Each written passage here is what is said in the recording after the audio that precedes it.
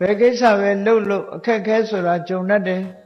အဲ့ဒီဂျုံလာတဲ့အခက်ခဲတွေကိုဖြတ်ကျော်ဖို့ဆိုတာလူတွေမှာသိခံရတဲ့အနေအထားမျိုးတွေရှိတယ်။ဘာတွေကိုသိခံရတာတုံးလို့ဆိုရင်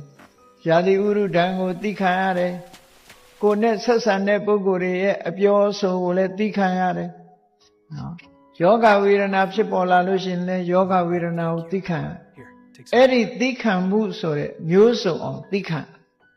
အခက်ခဲတွေမှန်သမျှတွန်းလှန်နိုင်မှုအတွက်သိခံခြင်းဆိုတာအရေးကြီးတယ်။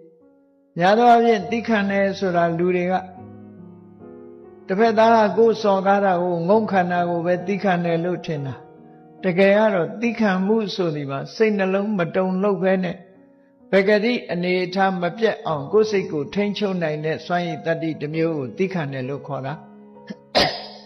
အဲ့ဒါလို့မဟုတ်ပဲနဲ့ငုံခံယုံခံပြီးတော့စိတ်ထဲကမကြေမနပ်ဖြစ်နေရင်သိခံခြင်းဆိုတဲ့ခန္တီမဖြစ်ဘူး